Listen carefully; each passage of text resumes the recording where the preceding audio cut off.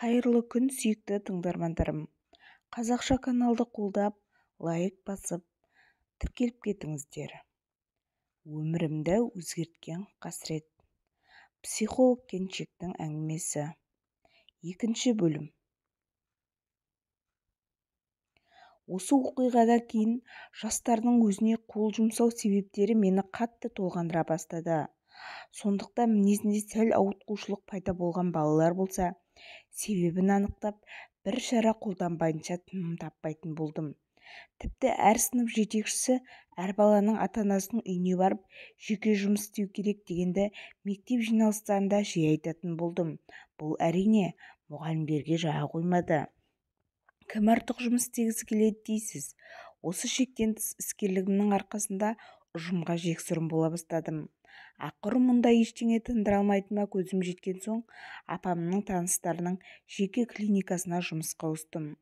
Мұнда әрине мектептегідей жұмыс істесең де, істемесең де жалақы алатын жалпақ шешейлік жоқ. Тек алдыңа келген науқасты емделу ақысының белгілі бір пайызын ғана қанағат тұтасың. Сондықтан қаласаң да, қаламасаң да өзіңе өзің менеджер болуға тура келеді. Менде амалсыз көшеге хабарландыру іліп, басылымдарға жарнама беріп, кәсіби психоаналитиктің көмегін қажет ететіндерді, бір сөзбен жүйкесі тозғандарды өзіме шақыра бастадым. Алғашында біраз уақытқа дейін жұмысқа бос сандалып барып келіп жүрдім. Расында, бас ауырып, балтыры сыстағанда алдымен тәуіпке түшкіртіп, сосын әбден өлер болғанда ғана дәрігерге баратын біздің Қазекеңнің менің қызметімді қажетсініп келуі де неғайбыл дүние еді. Олай дейтінім, таныстарымның арасында, осы сен кімді емдемекшісің? Мен жын дедім деп, кім сенің алдыңа келе қояр екен? Деп кекеткендер де аз болған жоқ. Бірақ психолог маманның тек жындыларды ғана емдемейтінін кімге айтып түсіндіресің? Осылай бәрінен түңіліп, мамандығымды ауыстырмасам болмас деп жүргенімде, жасы 40-тарға жақындаған, бірақ әлі реңін бере қоймаған әдемі бір келіншек есігімді қағып кірді. Ішкі қобалжуымды әзер басып, алғашқы клиентіме қарсы алдымдағы орындыққа отыруын ұсындым да, келуінің себебін сұрадым. Өзін Жанар деп таныстырған әлгі келіншек те осыны күтіп отыр екен. Менің өмір сүргім келмейді деп жылап жіберді. Қойыңыз, оныңыз не олай дейсіз деп жұбатқансып жатырмын. Білесіз бе, менің өмірімде ешқашан жолым болған емес. Енді мен өзімнің өзгелерге де тек қана жамандық әкелетінімді түсіндім. Мен өзімді жек көремін. Өмірмен күресуге әлі дәрменім қалмады. Егер маған біреу көмектеспесе, өзіме қол жұмсап қоямын ба деп қорқамын. Мен үндемей графиннен стаканға салқын су құйып беріп, біраз тынышталуын күттім. Сосын сәл өзіне келді-ау дегенде сөзге тарттым. Сабыр етіңіз, мен сізге көмектесемін. Өмір сүруге әрдайым себеп табылады. Тек менің сізге көмегім тию үшін бәрін басынан бастап айтып беріңізші. Не айтайын? Мына өмірімде қанша адамның түбіне жеткенімді ме? Соны айтыңыз. Жанар аздап өзіне келіп, тіктеліп отырды да, көзін бір нүктеге қадаған күйі сөзін бастады. Мен жас кезімде көрікті болатынмын. Қазір де жаман емес. Мына сымдай тартылған сымбатымен, аясы кең, үлкен қой көздерімен әлде талайдың жүрегіне от салары анық. Студент кезімде маған бір жігіт ес-түссіз ғашық болды. Қайда барсам да қыр соңымнан қалмайтын. Бірақ мен оған шыдай қоймадым. Кейін басқа жігітке тұрмысқа шығып кеттім. Біздің үйлену тойымызға келген құрбым әлгі маған ғашық жігіттің сыйлығын беріп тұрып, оның қатты жылағанын айтып еді. Сол жігіттің көз жасы жібермеді-ау деймін. Одан кейінгі өмірімнің тас-талқаны шықты. Күйеуім Айдардың жеке фирмасы болатын. Сол аумалы-төкпелі заманда коммерциямен айналысқан алғашқылардың бірі еді. Бойдақ кезінде маған үнемі өзінің шетелдік көлігімен келіп, серуендеуге ақшасын судай шашатын. Бірақ біз үйленген соң бұл дәурен артта қалды. Бәрі өзінің ақымақтығының кесірі. Айдар бір күні кешке жұмыстан түнеріп келді де, төпкі бөлмеге кіріп жатып алды. Не тамақ ішпейді, не ешкіммен сөйлеспейді. Сонымен кеш батып, Бәріміз жатуға ыңғайлана бастағанда сыртқы қақпаны біреулердің жау шапқандай қатты соққылаған дауыс естілді. Бәрі өре түрегеліп далаға шықты. Қайнатам барып қақпаны ашып еді, жұлқына кірген еңгезердей біреу жасы кеп қалған атамның жағасына ала түсті. Мен келінді күзетімді сақтап, бәрінен қабаттасып шықпайын деп, үстіңгі қабаттағы жатын бөлмеміздің терезесінен қарап тұрғанмын. Олардың не жайында сөйлескенін ести алмадым. Әйтеуір әлгілердің атамды итеріп жіберіп үйге қарай беттегенінен жақсылық емес екенін түсіндім.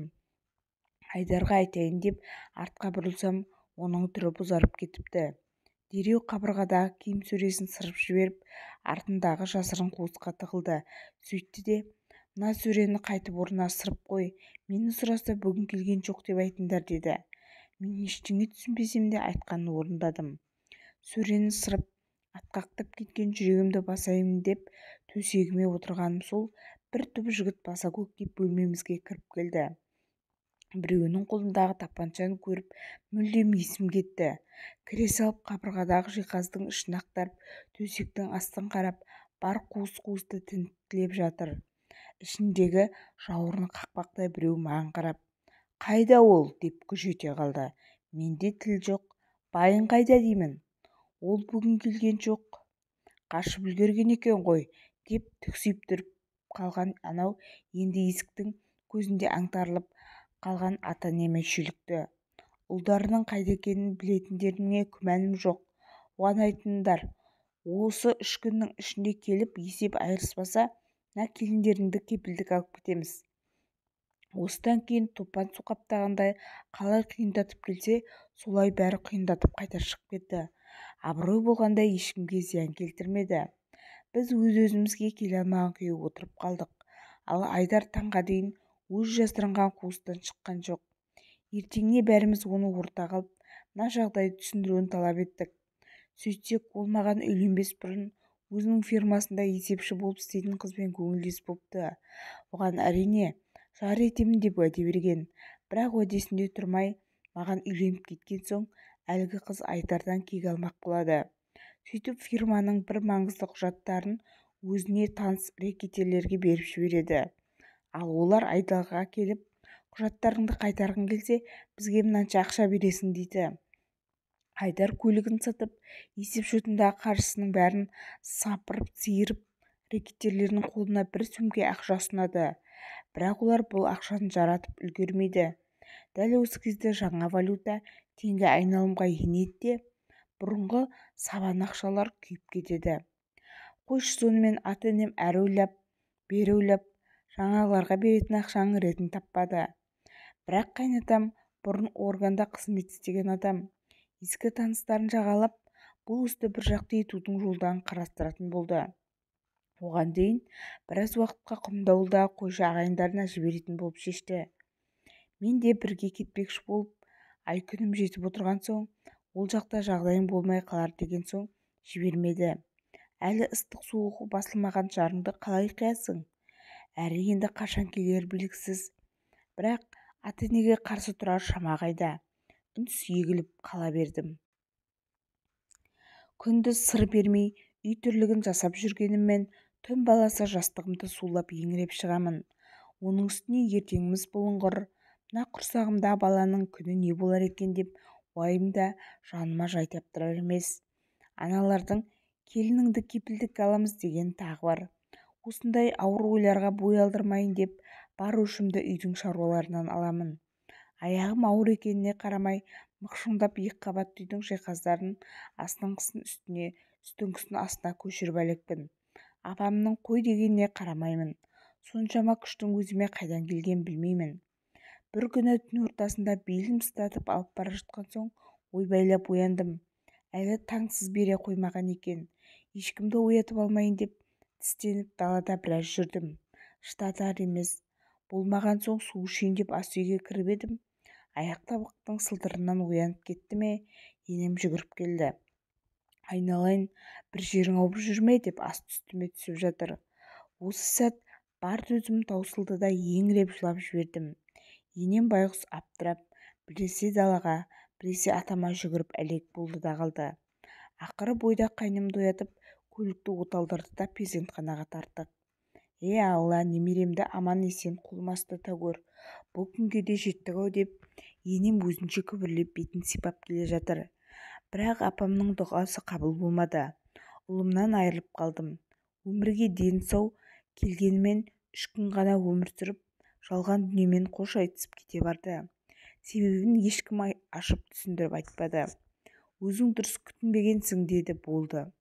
Айдар ұлымды жер қойнына бергенде ғана үйге келіп бір күн қонды. Сүт толып ісінген көкірегім сыздап, өзімді қоярға жер таппай егілген менің жанымнан бір елі ұзамай жұбатумен болды. Жылап жатып ұйықтап кетіппін. Түн ортасында оянсам, жанымда Айдар жоқ. Қараңғы түртінектеп сыртқа шықтым. Дала сүттей жарық. Анадай жерде отырған Айдардың сұлбасын анық таныдым. Жанына барып, иығына қолым салып, мені құшақтай алды да еңкілдеп жылап жіберді. Кешірші, бәрі менің кесірім. Менің күнәм үшін сендер жапа шегіп жатсыңдар. Одан да Құдай мені жазалау керек еді, деді. Ертеңіне таңертең Айдардың киімдері жиналған сөренің бос тұрғанын көрдім. Тіпті бір тілім қағазға 2 ауыз сөзде жазып кетпепті. Ата-енемнің оны іздеп бармаған жері, баспаған тауы қалмады. Қойшауылда ағайындарына да қайтып бармапты. Басқа барады-ау деген жердің ешқайсынан ізі табылмады. Сөйтіп ұлымнан өлдей, жарымнан тірідей айырылдым. Сөзіңізге қарағанда сіз күйеуіңіздің емес, қайта ол сіздің өміріңізді ойрандаған сияқты. Неге өзіңізді кінәлайсыз? Сіз қоя тұрыңыз, әңгімемді әрі қарай тыңдаңыз, сосын тұжырым жасарсыз. Арада 7 айдай уақыт өткенде Алматыда қайнапкем қоңырау шалды. Айдар әпкесінің үйіне барыпты. Ештеңені ашып айтпаса да, оның сол маңда тұрып жатқанын шамалапты әпкеміз. Мұны естіген ата-енем біраз уақыт ештеңе айтпай тұнжырап жүріп алды. Мен ол кісілер қандай шешім қабылдар екен, барып алып келсе жақсы болар еді деп іштей тілеп жүрдім. Ойымды ашып айтуға тіл қысқа. Кешкі астан соң енем бөлмеме келіп, ананы-мынаны айтып біраз отырды да: «Қызым, сенің қиналып жүргеніңді білемін. Құдай маңдайыңның сорын беселетіп қойған екен, қайтейін», деді. Өзінің жүзінің сұсымен атпалдай ер-азаматтың өзін ықтырып тастайтын айбарлы кісі еді. Соңғы кездері шөкімдей болып кішірейіп кеткендей көрінді маған. Байғұс балам жастықпен жасаған қателігінің зардабын тартып жүр ғой. Жанына араша тілеп, бас ауған жаққа қаңғып кеткен екен де. Әкесі де милицияның ана бас бұзарларды таппай жатқанын айтып еді. Олар да сол күйі қайтып түр көрсетпеді. Мүмкін тынышталған шығар. Сонда да біраз уақыт сонда бола тұрған дұрыс. Екеуіңе әпкеңнің жанынан пәтер жалдап жайғастырып келейін. Кейінірек бәрі дұрысталған соң қайтып келерсіңдер, деді. Мен қуандым дейін бе? Жоқ, бұл аз болады. Мен тіпті қандай сезімді бастан өткізгенімді білмеймін. Бар есіл-дертім Айдарымды бір көру ғана болып, оған жеткенше тағатым қалмады. Айлар бойы оны аңсап күткен жүрегім аузыма тығыла, ештеңе ойлауға мұрша бермеді. Атам сол күні-ақ вокзалға барып, ертеңгі пойызға билет алып келді. Сөйтіп енем екеуміз артынып-тартынып жолға шықтық. Айдар біз келгеннен кейін тек 4-ші күні ғана бой көрсетті. Үй-күйі болмаған соң, сақал-шашы өсіп, қатты әбіржіп кеткен шығар деп ойлап едім. Жоқ, қайта толысып сықиып киініп алыпты. Жақсы жұмыс тапқан болар деп ойладым іштей. Ол мені көзіне де ілмеді. Орнынан тұра ұмтылған апасымен құшақтасып амандасты да үн-түнсіз тұнжырап отыра берді. Апасының сұрақтарына да енжар жауап берді. Бір кезде мен жаққа қарады да: «Мынаны неге алып келдіңіз?» деп тарс еткізді. Менің жүрегім зырқ ете қалды. Зарығып жетіп, бір сәтке оңаша қалуды аңсап отырған жан жарымның суық көз қарасы онсыз да жанымды ауыртып отыр еді. Енді мына сөзі: «Әй балам, неге әкелдіңіз не? Ол сенің әйелің емес пе? Екеуің екі жақта қашанғы бөлек жүре бересіңдер?» Бұл байғұста жылай-жылай екі көзі ағып түсуге айналды. Мұның жазығы не? Осы уақытқа дейін жолыңа қарап, бізді де тастап кетпей жүргені ме? Оның не? Деп апам байғұс маған бір, ұлына бір жалтақ-жалтақ қарай берді. Мен тамағыма өксік тығылып шығып кеттім. Жуынатын бөлмеде суды барынша ағызып қойып, өкіріп жылап отырғанымда сыртқы есіктің тарс жабылғанын естідім. Кешкісін апам: бұл балаға не болғанын білмеймін, сөзімді жүре тыңдайтын болыпты. Бұл неме ата-әжесінің қолында болып, әке-шешесін адам құрлы көрмей өсті ғой. Есі кірген соң басылар деп едім, әлі сол. Қарағым, сен ренжіме. Мына басындағы жағдай қатты күйзелтіп жіберген сияқты. Азырақ сабыр етсең, өзі-ақ қайтып келер. Сенен артық адамды қайда табар дейсің? Сен осында қала тұр. Әпкең амалдап тағы шақырып екеуіңді сөйлестірер. Әлі-ақ қайта табысып кетесіңдер. Сөйт қарағым, деп маңдайымнан сүйді. Ертеңіне апам таңғы пойызбен үйге қайтып кетті. Мен қайнапкемнің үйінде қалдым. Ол кісі базарда сауда жасайтын. Бұл сонау 90-шы жылдардың ортасындағы қиын кезеңдер ғой. Жұмыс жоқ. Мен де алдымен өз мамандығым бойынша мектептен не балабақшадан орын табуға тырысып көрдім. Бірақ болмады. Сосын қайнапкеме еріп базарға шыға бастадым. Ол кезде наубайханалардың көбі жабылып қалған, нан тапшы. Таңғы 10-ға дейін кезекке тұрып, нан алып үлгерсең үлгересің, болмасаң жоқ. Сондықтан түске жақын нанның саудасы қызады. Менің енемнен үйренген бір өнерім осы нан жабу болатын. Бірақ қалада таба мен тезек қайдан болсын. Газ пешке ақ табаны төңкеріп, нан жабуды да енем үйреткен. Сол өнерімнің пайдасы тиді. Bir күнде 50-60 таба нан жауып, әжептәуір ақша табамын. Сөйтіп жүріп ақшаға құныққаным сонша, түнде де үйдің маңындағы үлкен жолдың бойына шығып, оны-мұны ұсақ-түйек заттарды сататын болдым. Ол кезде қазіргідей қаптаған дүңгіршектер мен дүкендер жоқ. Түнгі 10-нан кейін санаулы дүкеннің бәрі жабық. Сондықтан сауданың көкесі түнде болады. Тіпті затыңа бағаны 2 есе үстемелеп қойсаң да ешкім жоқ демейді, сатып алады. Әсіресе нан мен темекі жақсы өтеді. Ақша түсіп жатқан соң қыстың қақаған аязында да түнгі базардан қалмайтын болдым. Түнгі 2-3-ке дейін аузы мұрынды үсткен аязда бір орында қақиып отырып, қайбір жақсылық дерсің. Орыннан тұрғанда аяғымның жансызданып қалатын сонша. Мақта сияқты болып етіп үйге әзер жетемін. Келе ваннаға қол ұстатпайтындай ыстық су құйып, аяғымды салып отырамын. Сонда аяқтың үсіп қалған сонша, тіпті сол ыстықты сезбейді ғой. Сөйтіп жүріп аяғымнан айырылып қалмағаныма таңмын. Bir күні Айдар келді. Қайнапкем, бала сияқты қаша бермей дұрыстап отырып сөйлесіңдер деп екеумізді оңаша қалдырып кетті. Ол басында ештеңе айтқысы келмей қашқақтап бақты. Қашан қыз сыпайылық сақтайын, ақыры шыдай алмай мен де тарс еттім. Егер менен тұрғың келмесе, оныңды айт, қазір жиналамын да кетемін.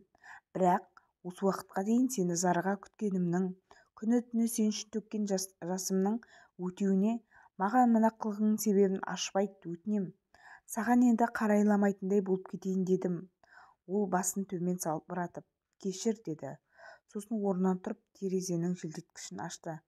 Асықпай темекісін тұтатып, ойланып біраз тұрды. Терезеден сыртқа қараған күйі маған бұрылмастан сөзін бастады. Ұлымыз шетінеген соң мен көп ойландым. Осының бәріне мен кінәлі екенімді, мұның тек өзім ғана түзете алатынын түсіндім. Өзімнің ақымақтығымның кесірінен сенің, апамдардың өміріне қауіп төндіргенімді ойлағанда кірерге тесік таппадым. Менің қанша ойлансам да мұның шешімін таппадым. Ақыры сол жұмысындағы есепші қызға үйленуім керек деп шештім. Оның маған ашуланатындай да бар. Мен оны тастап кеткенде аяғы ауыр болатын. Ол сен босанардан сәл бұрын ғана дүниеге ұл бала келген. Перзентханада жатқанда маған хабар берді. Бірақ мен баланы мойындамайтынымды айтып бармай қойғанмын. Үйден кеткен соң оған барып үйленетінімді айттым. Ана рэкетирлердің басшысы оның туған ағасы екен. Ол мені біраз сілкілеп алды да ақыры келісімін беріп тойымызды өзі жасап берді. Сосын осы жақтан пәтер алып беріп көшіріп жіберді. Жұмысқа да орналастырды. Бірақ егер сендерге қайтып барсам, мені ғана емес бүкіл жақындарымда жер жастандыратынын айтты. Менің басқа амалым қалмады. Сендерден біржолата ат құйрығын кесуім керек болды. Жоғалып кетуімнің сыры осы. Бірақ мен шыдай алмай сендердің халдеріңді білу үшін әпкеме кіріп шыққанмын. Ол кісі сендерге хабарлап қойыпты. Сені көргенде қалай сағынғанымды түсіндім. Ішім алай-дүлей болып кетті. Бірақ егер сезіміме ерік берсем, бәріңнің өміріңді тағы да қауіпке тігер едім. Онсыз да қайнағам менің басқан ісімді аңдып жүр. сондықтан саған қаттырақ сөйлесем менен біржолата көңіл қалар деп ойладым.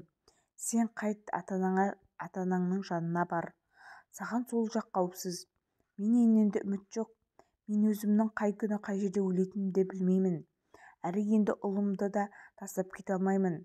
Егер екеуміздің ұлымыз тірі болғанда, бәлкім сол кезде бүкіл әлемге қарсы шығып, қолымнан келгенше күресер ме едім. Қазір мүлде әлім қалған жоқ. Кет. Енді мен келмеймін, қош бол. Тағы да сыртқы есіктің тарс жабылғаны естілді. Мен құлағым шыңылдап кеткендей есеңгіреп отырып қалыппын. Үйлендім, ұлым бар, келмеймін. Не боп кетті өзі? Жаныма қайнапкем келіп отырғанында ғана селк ете қалдым. Бағанадан бері есіктің сыртынан бәрін тыңдап тұрған сияқты. Бұл жағдайда не айтарымды да білмеймін. Өз қолыңды өзің кесе алмайсың, ол менің бауырым ғой. Бірақ ол сені әлі де жақсы көреді. Үмітіңді үзбеші жаным. Мен де бос жүрген жоқпын. Өткенде келгенде соңынан аңдып барып қайта тұратындарын көріп келдім. Көршілерінен сұрастырып көріп едім. Анау бәлесі жүргіш неме екен. Ұлын күні бойы шыңғыртып тастап, өзі көше кезіп кететін көрінеді. Талай мас болып келгенін көргендер де бар. Осыны Айдарға айтып едім. Сотқа беріп оны аналық құқығынан айырамын. Сосын ұлымды өзіме қалдырып онымен ажырасамын дейді. Егер солай ететін болса, сен баласын бауырыңа бас, ұлынан безіп қайда барар дейсің? Ана бұзақыларға да бір зауал келер. Қорықпа, екеуің бұл қиындықтың бәрін жеңесіңдер деді. Жылы сөзге еріп кеттім бе, әлде ені оны қайтара алатынымды түсіндім бе? Осы сәт еңіреп жылап жібердім. Қайнапкем шашымнан сипап, мен сені туған сіңілімдей жақсы көремін. Апам да сені маған аманаттап кетті. Әзірге менің жанымда қолғанатым болып жүре бер. Алдағаны Алла көрсетер деді. Мен үнсіз басымды изедім. Мен Жанардың тағдырына қатты жаным ауырса да, неге оның болған жайға өзін кінәлайтын себебін әлі де түсіне алмадым. Иә, сонымен бұл жерде кім құрбандық, кімнің түбіне жеттім деп ойлайсыз? Міне, қарамайсыз ба? Егер мен араларына түспегенде, Айдар сол маған дейін жүрген қызына үйленіп, ортақ ұлдарын өсіріп, тып-тыныш өмір сүре берер еді. Осыған дейін көрген қорлықтардың бірін де көрмес еді. Ата-анасынан жырақтап, үйінен безіп кетпес еді. Солай ойлайсыз ба? Жоқ, қателесесіз. Сіздің мұнда ешқандай кінәңіз жоқ. Күйеуіңіздің ол қызға үйлену әубастан ойында болмаған. Әйтпесе ол сізге мүлде жоламас та еді. Басындағы бір қиындықты шешіп алмай жатып, өмірінің жаңа парағын бастап кеткен оның өзі кінәлі. Судың да сұрауы бар. Ол өз жасағаны үшін ертеме кешпей жауап беруі тиіс еді. Тек оның кесірі сізге тигені обал. Бірақ әр нәрсенің қайыры бар деген емес пе? Бұдан кейін өміріңіз реттелген болар. Қайдағы? Айдар өзінің үйленгенін айтқаннан кейін де мен ол әлі де қайтып келер деген үмітімді жоғалта қойған жоқпын. Әрі қайнапкем, баласын саған алып береміз деген соң, соның көңілге мете тұтып жүре бердім. Өз баламнан айырылғаннан кейін ешкімге бере алмай қалған аналық махаббатым кемерінен асып төгіліп жатқандай сезінуші едім. Көшеде ойнап жүрген кішкентай бүлдіршіндерді көрсем, жүгіріп барып құшақтап, құмарым қанғанша шөпілдетіп сүйіп-сүйіп алғым келетін. Бірақ ол баланың менікі еместігін ойласам, кеудем сыздап, кіндік тұсым түйіліп, аласұра қатты қиналушы едім. Қойшы сонымен, қайнапкем бірге сауданы да меңгеріп, аздап ақша жинай бастадым. Осыдан Айдар қайтып келсе, екеуміз пәтер жалдап бөлме шығамыз деп қиялдап қоямын. Әзірге оның басқа әйелдің құшағында жатқанын ойламау үшін күндіз де түнде де саудамда жасай бердім. Тіпті түнгі аяздан суықтап, денем от болып жанып тұрса да үйге қайтқым келмей шығып кете беретінмін. Ақыры аңдыған дерт алмай қоймады. Бір күні денем дел-сал болып төсектен тұра алмай қалдым. Қайнапкем білген ем-домын жасап, жанымда біраз айналшықтады да, ол да бала-шағасын асырау керек емес пе? Тауарларын алып базарға шығып кетті. Оныкі де дұрыс. Бір күн шықпай қалса, базардағы орнынан айырып қалады. Сосын әр бұрышта көрінгенге жәутеңдеп тұрған сол. Әпкем кеткен соң бойым жібіп ұйықтап кетіппін. Түсімде Айдар екеуміз қол ұстасып жүр екенбіз деймін. Ол маған өз сезімін білдіріп, қолындағы әдемі көзді жүзігін ұсына берді. Осы кезде әлдеқайдан дауыл жел тұрды да, әлгі жүзік сусып жерге түсіп кетті. екеуміз отыра қалып жүзікті құмның арасынан әріде іздеп беріде іздеп таба алмадық. ботадай боздап жылап жатып оянып кеттім. Қара терге малшынып жатыр екенмін. Қараңғы түсіп қалыпты. Бөлме іші ала-көлеңке. Қатты шөлдеген соң су алып ішейін деп сүйретіле тұрып асүйге беттедім. Есігі жартылай ашық тұр екен. Іштен күңгірлеген дауыстар естіледі. Біреуі қайнапкемнің даусы, екіншісі көрші Ажар әпкенікі болу керек. Бұл баланы не істерімді білмеймін. Апам қатты уайымдап қайта-қайта қоңырау шалып жатыр. Ана бәлесіне қалай ажыратып аларымды білмей басым қатты. Мына келінге де обал. Қайнапкемнің пырс-пырс етіп мұрын тартқылағаны естілді. Осы сен түсінбеймін, деді Ажар әпке сәл үнсіздіктен соң. Ақыры інің қайта келместей үйленіп кетіпті. Келініңді неге үйіңде ұстап отырсың? Естіген жұрттан ұят емес пе? Жібер бағын байламай. Бұл да біреудің баласы. Бетінің әрі кетпей тұрғанда ертерек қамданып, басқа біреудің етегінен ұстасын. Әрі айтпайын деп едім, құрбымсың ғой. Бұған көз жұмып отыра алмаймын. Күні бойы саудадасың. Бүгін ғой міне келінің үйде жалғыз қалды. Сен жоқта күйеуің екеуің оңаша түсініп отырсың ба? Құдай сақтасын. Мен көрмей білмей ешкімге қара күйе жаққалы отырған жоқпын. Бірақ кім біледі, еркектің аты еркек, бір күні қызылдағысы келіп жүрсе, сондықтан ойлан. Одан кейінгісін тыңдауға шамам жетпеді. Аяқ-қолым дірілдеп, төсегіме қалай жеткенімді білмеймін. Бар дүние шыр көбелек айналып құлап бара жаттым. Ертеңіне үйдегілер түгел жұмыстарымен кеткен соң жайлап жиналдым да тілдей қағазға әпкеме осы уақытқа дейін паналатқаны үшін алғысымды жазып шығып кете бардым.